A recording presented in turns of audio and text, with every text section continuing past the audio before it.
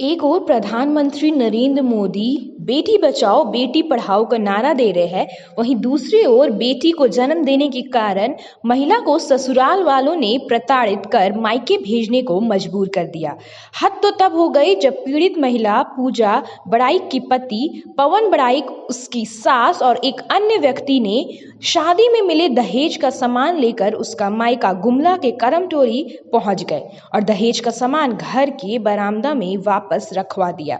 हो हंगामा होने पर घटना की जानकारी गुमला थाना पुलिस को दी गई। पुलिस ने पवन बड़ाइक और उसकी मां को पीसीआर वैन में बिठाकर थाना ले आई।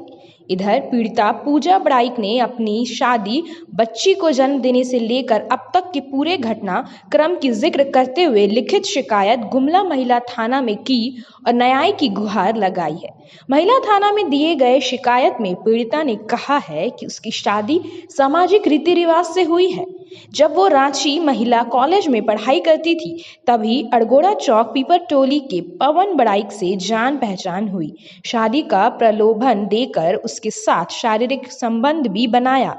जब वो गर्भवती हो गई तब पवन बड़ाइक के माता पिता और मेरे माता पिता के बीच बात तय हुआ और सामाजिक रीति रिवाज से उसकी शादी 30 जून को हो गई। शादी के दौरान 7 लाख रुपए नगद, 1 लाख का जेवर और घरेलू सामान भी दहेज में दिया था। ससुराल में 15 दिनों के बाद से ही उसका प्रताड़ना आरंभ हो गया।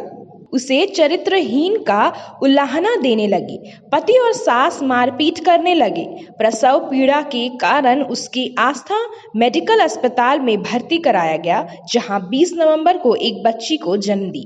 बेटी को जन्म देने के कारण सास ससुर और पति ये कहकर गाली गलौज करने लगे कि बेटा की जगह बेटी को जन्म दिया है, अब तुम इस घर में नहीं रहोगी। वो जान बचाकर अपने मायके करमटोली आ गई।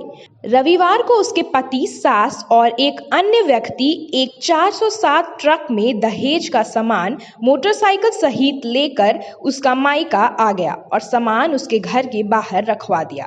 पीड़िता ने महिला थाना में न्याय की गुहार लगाई है, लेकिन इस मामले में पुलिस ने कुछ भी कहने से इनकार कर दिया। गुमला से अजीत सोनी की रिपोर्ट। 30 जून शादी हुआ और उसके बाद बेटी हो गई। इसलिए वो लोग बहुत प्रताड़ित कर रहे थे हमको और वो लोग दहेज भी मांग किए थे। उन्हें दहेज नहीं दे पाए, इसलिए वो लोग मारपीट भी कर रहे थे और पैसा भी मांगे थे 20 लाख।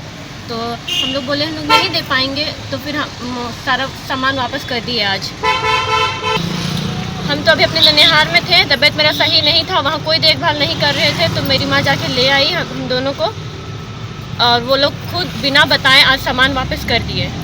शादी पवन बड़ाइक से हुआ था, रांची पीपर टोली। हमको प्रताड़ित किया जा रहा था कि तुमको दहेज में मतलब कम मिला है, तुम्हारे माँ बाप ये नहीं दिए वो नहीं दिए। उन्हें हमें बाइक भी दिए थे, पर वो लोग 4 व्हीलर का डिमांड कर रहे थे और 20 लाख रुपए। बाप और एक बेटा और एक बेटी, अमन कृष्ण बड़ाइक। कंप्रोमाइज़ तो नहीं किया जा सकता है क्योंकि वो लोग जान से मार देंगे अगर हम जाते हैं तो हम दोनों को। क्या नाम हो? पूजा बड़ाइक।